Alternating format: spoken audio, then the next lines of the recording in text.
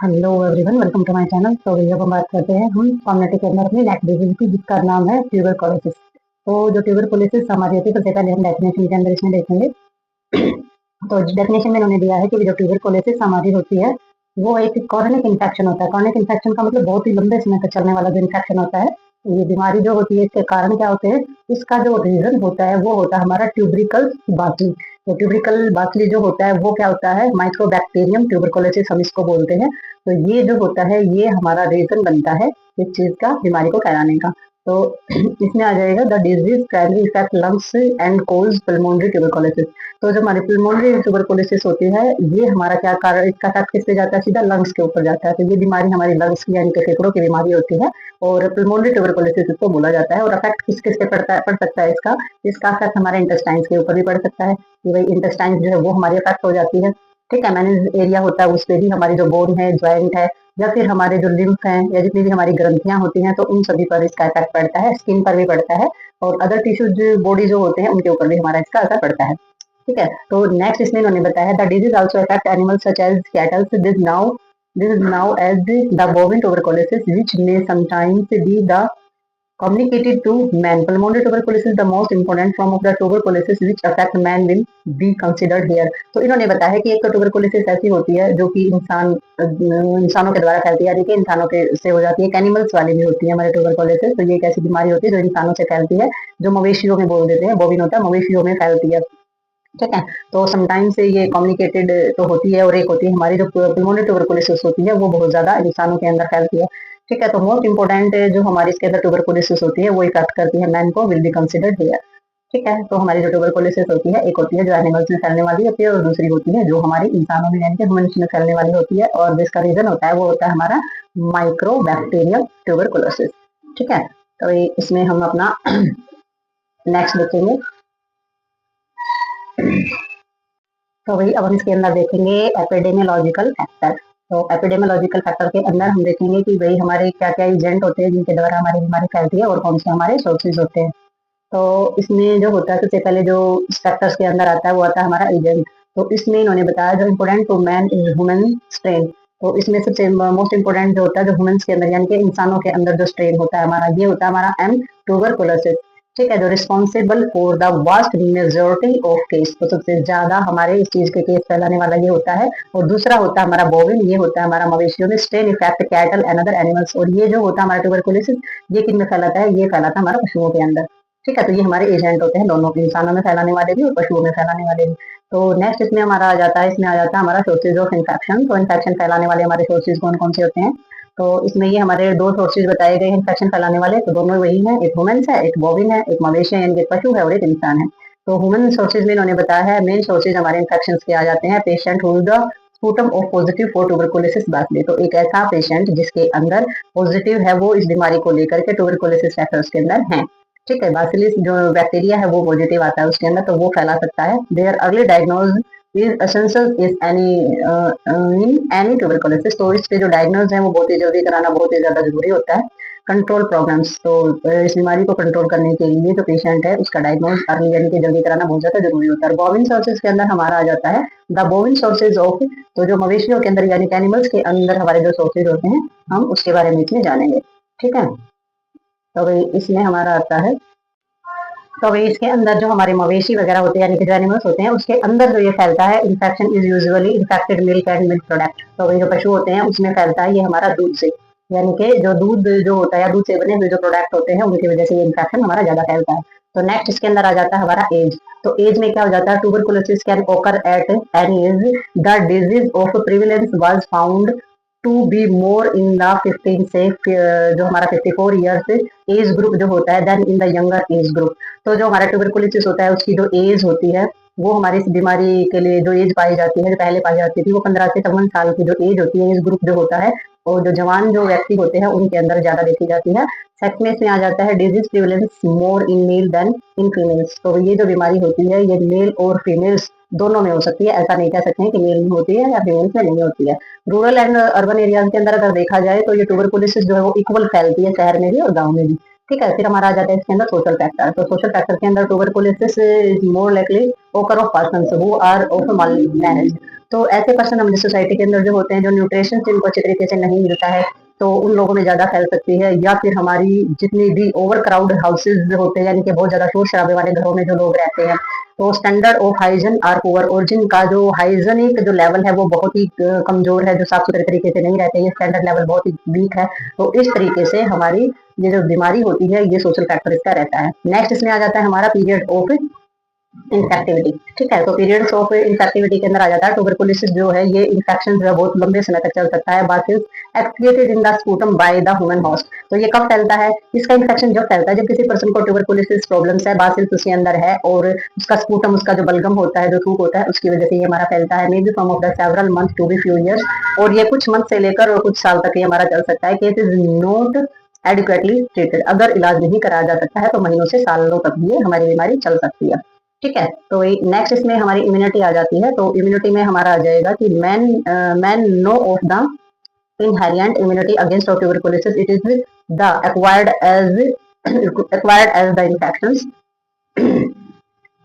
तो वही इसमें हमारा आ जाता है इम्यूनिटी के अंदर कि ट्यूबरकुलोसिस जो है वो क्या करती है, man has no inherited immunity against tuberculosis, it is the acquired of the result of natural infection BCG vaccine. ठीक है, तो ये इसका रहता है हमारा कि इम्यूनिटी का सोर्सेज किस तरीके से रहेगा। इसका इम्यूनिटी जो ट्यूबरकुलोसिस होती है, इम्यूनिटी जो होती है वो उसके खिलाफ काम करने का तो होता ही है इसका, और जो हमारा जो बीसीजी वैक्सीन होता है वो हमारा इस पर काम करता है, उसके परिणाम स्वरूप ये natural infection of BCG vaccine. तो बीसीजी वैक्सीन जो है वो इस पर काम करता है। तो सभी को पता है ट्यूबरकुलोसिस में बीसीजी का इन्फेक्शन, बीसीजी जो हमारा वैक्सीनेशन होता है वो इसके अंदर किया जाता है। ठीक है, तो इसमें जो सारे के सारे जो हमारे फैक्टर थे वो इसके अंदर हो गए। तो इसमें हम देखेंगे नेक्स्ट। तो अभी नेक्स्ट हमारे इसके अंदर आ जाता है मोड ऑफ ट्रांसमिशन। ठीक है, तो ट्रांसमिनेशन में आ जाता है कि कौन कौन से तरीके होते हैं इसके फैलने के। तो सबसे पहले इसमें ड्रॉपलेट इन्फेक्शन है, बहुत ही कॉमन चीज है, हर इन्फेक्शन के अंदर ये चीज हमारी आती है कि ड्रॉपलेट इन्फेक्शन जो होता है वही हमारा ज्यादातर प्रॉब्लम करता है इसके अंदर। तो ट्यूबरकुलोसिस जो होती है वो स्प्रेड होती है मेनली ड्रॉपलेट इन्फेक्शन के द्वारा, और इन्फेक्शन के जो केस होते हैं खांसी वगैरह के या फिर इन सभी चीजों से ही ज्यादा हमारा नंबर ऑफ ड्रॉपलेट लार्जेस्ट पाया जाता है इसके अंदर। ठीक है, अदर वे हमारे क्या हो जाएगा, पल्मोनरी ट्यूबरकुलोसिस। ठीक है, तो also transmitted by the inhalation infected dust. तो हमारी जो दूषित हवा जो होती है उसकी वजह से अगर वो हमारे अंदर जाती है तो इसमें जो पल्मोनरी ट्यूबरकुलोसिस होती है, यानी कि लंग्स में होने वाली जो प्रॉब्लम्स होती है वो हमारी क्रिएट हो जाती है इसकी वजह से। ठीक है, नेक्स्ट इसमें आ जाता है एक्टिवेशन पीरियड्स। तो एक्टिवेशन पीरियड्स में इन्होंने बताया है वही हफ्ते महीने depend on upon of the host of the parasite. तो जीवाणु जो होते हैं फैलाने वाले जो हमारे होते हैं, तो उसके ऊपर डिपेंड करता है। रिलेशनशिप देखा जाता है, relationship and does of infection. तो इसमें देखा जाता है कि होस्ट और पैरासाइटिस का रिलेशन अगर बहुत गहरा, बहुत ज्यादा मात्रा में अगर फैल गया तो इतना ही ज्यादा लंबा पीरियड इन्फेक्शन को लगता है। ठीक है, तो हफ्ते भी लग सकते हैं, महीने भी लग सकते हैं। क्लिनिकल फीचर्स के अंदर इसमें देखा जाएगा कॉमनेस, जो साइन और सिम्टम्स जो इसके अंदर हमारे होते हैं वो हमारे क्या होते हैं, जो patient medical care institution are. ठीक है, तो क्लिनिकल पिक्चर में फीचर्स के अंदर सबसे मेनली जो है वो चीजें देखी जाएगी, साइन और सिम्टम्स देखे जाएंगे पेशेंट के अंदर, और फिर उसकी क्या की जाएगी, मेडिकल केयर वगैरह है फिर स्टार्ट की जाएगी, ताकि जो हमारे साइन और सिम्टम्स होते हैं उसी से पता लगेगा कि भाई जो हमारी प्रॉब्लम है या कंडीशन है वो क्या है। ठीक है, तो नेक्स्ट इसके अंदर हम देखेंगे। तो अभी अब हम जानते हैं इसमें साइन और सिम्टम्स हमारे कौन कौन से नजर आते हैं। तो साइन और सिम्टम्स में सबसे पहले आ जाएगा कंटिन्यू लो ग्रेड फीवर। ठीक है, तो कंटिन्यू लो ग्रेड फीवर के अंदर हमारे इसके अंदर आ जाएगा कि भाई लगातार रहेगा और कम मात्रा में बुखार जो है वो चलता रहेगा। ठीक है, और इसमें आ जाएगा हमारा चेस्ट पेन, सेंसिंग में दर्द रहेगा। ठीक है, और हेमोपेटाइटिस आ जाएगा, यानी कि खांसी वगैरह, थूक वगैरह में या बलगम वगैरह में ब्लीडिंग होनी स्टार्ट हो जाएगी, और जो वेट वगैरह है वो कम होना स्टार्ट हो जाएगा। ठीक है, तो ये हमारी इसके अंदर चीजें रहती हैं। नेक्स्ट इन्होंने बताया ये रेफर करता है जैसे सिम्टोमेटिक जो भी चीजें होती है, जो हमारे साइन और सिम्टम्स हमारे जो पता चलता है वो हमारी पल्मोनरी ट्यूबरकुलोसिस में साइन और सिम्टम्स से ही सारी चीजें पता चलती हैं। ठीक है, तो हमारा जो कंट्रोल होता है ट्यूबरकुलोसिस का वो किस तरीके से होगा। तो इसमें हमारा जो बेसिक प्रिंसिपल्स है ट्यूबरकुलोसिस को कंट्रोल करने के वो देखेंगे हम, कौन से सिद्धांत है इसमें। सबसे पहले अर्ली केस फाइंडिंग का आ जाएगा, सबसे पहले जल्दी से जल्दी केस का पता चले। ठीक है, और कीमोथेरेपी वगैरह है वो कराई जाती है इसके अंदर, और फिर हमारी होती है इसमें बीसीजी वैक्सीनेशन। ठीक है, तो इसके अंदर जो बीसीजी वैक्सीनेशन हमारा जो कराया जाता है इसमें वो सबसे ज्यादा जरूरी होता है ट्यूबरकुलोसिस को कंट्रोल करने के लिए। और इसमें आ जाती है हमारी हेल्थ एजुकेशन। ठीक है, वैक्सीनेशन, कीमोथेरेपी और हमारा अर्ली केस फाइंडिंग।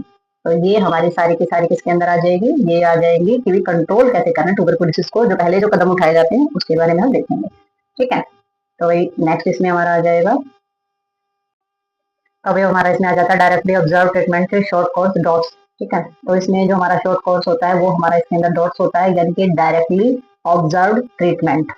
ठीक है, तो ये हमारा, और जो शॉर्ट कोर्स हम बोलते हैं, तो ये कुल मिलाकर के जो इसके फॉर्म है वो डॉट्स उसको बोला जाता है, और ये एक तरीके की कीमोथेरेपी बोली जाती है। ठीक है, तो जो डॉट्स होता है उसमें एक स्ट्रेटजी बनाई जाती है, इंश्योर किया जाता है कि ये जो प्रोवाइड हो रही है बीमारी उसको कंट्रोल करने के लिए, तो एक मतलब सिद्धांत एक तरीके का, मतलब कि एक ये बनाया जाता है कि इस तरीके से हम इस बीमारी को क्योर कर सकते हैं। तो वो जो स्ट्रेटजी बनाई जाती है, तो उसमें हमारी इफेक्टिव मेडिसिन होती हैं, और कंफर्मिंग किया जाता है कि ये बीमारी, ये जो दवाइयाँ है ये किस तरीके से ली जाती है, यानी कि पेशेंट को अकेले नहीं छोड़ा जाता है दवाई लेने के लिए। इसमें एक जो कार्यकर्ता होता है वो साथ खड़ा रहता है, वो देखता है उसको दवाई कंप्लीटली लेते हुए। ठीक है, वो ये भरोसे पे नहीं छोड़ना कि तुम ये दवाई ले लेना, वो अपनी आंखों के सामने ही वो चीज प्रोवाइड कराएगा। तो ये इसके अंदर सबसे बेस्ट ऑप्शन होता है। It is the only strategy which have been the documented to the effective worldwide of programmes basis. ठीक है, तो जो प्रोग्राम जो बेसिस है, जो प्रोग्राम का जो बेसिस है इसमें, तो सारा का सारा जो विश्व भर में बहुत ही इफेक्टिव बताई गई है। अगर इसकी जो स्ट्रेटजी बनाई गई है उसी के तरीके से अगर इसको इम्प्लीमेंट किया जाता है तो बहुत ही इफेक्टिव बताई गई है कि भाई ये बहुत ही अच्छे तरीके से ट्यूबरकुलोसिस का जो है निवारण हो सकता है। तो DOTS during the intensive phase to the treatment a health worker और other trained person watch as the patient swallow the drug in his presence. तो इसके अंदर जो भी हमारे जो वर्कर्स होते हैं, जो काम करने वाले होते हैं, तो जो हमारी बीमारियों का इलाज करने होते हैं, वो बहुत ही ट्रेंड होते हैं, उनको सब तरीके की नॉलेज होती है, और वो देखते हैं पेशेंट को स्वेलो द ड्रग, दवाई को निगलते हुए। ठीक है, तो इसमें क्या होता है, जो कार्यकर्ता होते हैं उनकी प्रेजेंस रहती है और पेशेंट को दवाई लेते हुए निगलते हुए देखते हैं ड्यूरिंग ऑफ द कंटिन्यूस। ठीक है, जिस तरीके से जो पूरा का पूरा जो इलाज चलता है, ट्रीटमेंट चलता है डोज के अंदर, वो इसी तरीके से चलता है। तो किसी भी टाइम कोई भी डोज जो है वो मिस नहीं करना होता है। ठीक है, तो नेक्स्ट देखेंगे इसके अंदर हम। तो इसके अंदर क्या होता है, the patient is issued medicine for 1 week in the multi blister combi pack of which the first dose of swallowed by the patient the presence of health worker of train person. तो इन्होंने बताया कि जो हमारा जो पहला जो dose दिया जाता है पेशेंट को, तो उसमें इश्यूज आते हैं। तो पेशेंट जो है वो इस चीज की शिकायत करते हैं कि उनको मल्टी ब्लिस्टर यानी कि बहुत सारे जो है छाले वगैरह की जो कंप्लेंट है वो उनके अंदर आ जाती है। तो जो फर्स्ट डोज जो वो निगलते हैं या फर्स्ट डोज जब लेते हैं, तो इस तरीके की पेशेंट के अंदर जो दिक्कत आती है, तो उसमें जो ट्रेंड हेल्थ वर्कर जो होते हैं वो प्रेजेंस रहेंगे और सारी चीजों को चेक भी करेंगे। ठीक है, और consumption of medicine in the continuous phase of also checked by the return of empathy of multi blister of combi pack। और जब तक ये सारी चीजें मल्टी ब्लिस्टर वगैरह सारी चीजें ठीक नहीं हो जाती है, जब तक जो हमारे हेल्थ वर्कर जो होते हैं वो सारे के सारे जो फेज है वो चेक करते रहेंगे, जो कंजप्शन करते हैं दवाई जो ले रहे हैं पेशेंट, उसके बारे में सारी चीजों को चेक करते रहेंगे। when the patient come to collect medicines for the next week। और जब तक जो पेशेंट होता है वो आता है और वो अगले महीने की जो मेडिसिन होता है वो लेता है, अगले मतलब यानी कि नेक्स्ट वीक की। ठीक है, drugs are provided in patient wise box with the sufficient of safe life. तो ये जो दवाइयाँ होती है ये पेशेंट को प्रोवाइड की जाती हैं और वाइज बॉक्स में यानी कि एक बंद बॉक्स में दी जाती है, और सेफ लाइफ यानी कि वो जो उसकी जो सेफ जीवन होता है उसको उसके लिए हमारी दी जाती है। ठीक है, तो ये बहुत ही ज्यादा जरूरी होता है। इस ड्रग्स को लेने की जो स्ट्रेटजी बनाई जाती है उसी के हिसाब से इसका ट्रीटमेंट जो है वो लिया जाता है, जो कंप्लीट ट्रीटमेंट होता है तभी जाकर के ट्यूबरकुलोसिस पर कंट्रोल पाया जाता है। तो इसमें हम नेक्स्ट देखेंगे आगे। अब इसमें हमारा आ जाता है बीसीजी वैक्सीनेशन। तो बीसीजी वैक्सीनेशन जो होता है वो इसके अंदर किया जाता है। तो पहले भी देखा है पिछले उसमें प्रीवियस पैराग्राफ में कि बीसीजी जो होता है, सबसे पहले बीसीजी की फुल फॉर्म आपने करनी है, बासिली ऑफ क्लेमेट ऑफ बुरिन। तो ये हमारी इसकी फुल फॉर्म होती है, और ये लाइव वैक्सीन यानी कि जीवित टीका ये होता है। और ये जो प्रिपेयर किया जाता है living of bovine strains of tuberculosis bacilli. तो ये हमारा जो जीवित जो हमारे मवेशी होते हैं उनके द्वारा ये हमारा टीका जो है तैयार किया जाता है। और all countries freeze dried vaccination is use. और ये जो टीका होता है ये सभी देशों में इसको फ्रीज करके और सूखा और फ्रीज की जो हमारी जो कोल्ड चेन वाला जो प्रावधान होता है उसके अकॉर्डिंग ये वैक्सीन जो है वो यूज किया जाता है। ठीक है, तो नेक्स्ट देखेंगे इसके अंदर हम। तो ये जो हमारा जो टीका होता है, ये जो डोज होता है हमारा, ये दिया जाता है वैक्सीन। वैसे तो ये 0.1 ml दिया जाता है इन्फेंट को। ठीक है, below the age of 1 month. तो 1 मंथ से कम के जो बच्चे होते हैं 0.1 डोज दिया जाता है। जो हमारा जो कम का बच्चा होता है उसको 0.5 ml भी दिया जाता है। ये जो वैक्सीन होता है ये एडमिनिस्ट्रेट कराया जाता है इंट्राडर्मल यानी कि स्किन में लगाया जाता है। ट्यूबरकुलिन इसको बोलते हैं। ट्यूबरकुलिन जो सिरिंज होती है वो इसके लिए इस्तेमाल होती है और यूज की जाती है। इंजेक्शन के लिए जो साइट जो यूज होती है वो just above the insertion of the deltoids of the left arm. तो हमारा जो बायां हाथ जो होता है, जिसकी जो बाजू होती है उसके अंदर पाई जाने वाली डेल्टॉइड जो मसल्स होती है उसके अंदर इसको इंसुलेशन कराया जाता है। 0.05 ml इसको दिया जाता है, ट्यूबरकुलिन सिरिंज के साथ इसको दिया जाता है। तो इन सभी चीजों का ध्यान रखना होता है हमारे, ये हमारा कब, कहाँ और कैसे दिया जाता है। ठीक है, तो वही नेक्स्ट देखेंगे इसके अंदर हम। तो अभी हम इसमें देखेंगे ट्यूबरकुलोसिस एंड एचआईवी। तो ट्यूबरकुलोसिस और एचआईवी का आपस में क्या संबंध होता है उसके बारे में हम जानेंगे। तो ट्यूबरकुलोसिस जो है, world wide the number of people infected with both HIV and tuberculosis is rise. तो भाई हमारा जो संसार भर में जो देखा जा रहा है ना सबसे ज्यादा लोगों में, तो वो क्या देखा जा रहा है, एचआईवी और ट्यूबरकुलोसिस है ना बहुत ज्यादा फैलता जा रहा है। ठीक है, ग्लोबल हमारी जो सिचुएशन है वो होती जा रही है ट्यूबरकुलोसिस से format of lateral of the partnership. और ये और भी ज्यादा भयानक हो जाती है जब एचआईवी और ट्यूबरकुलोसिस आपस में मिल जाती है, पार्टनरशिप हो जाती है, दोनों ही एक साथ हो जाती है।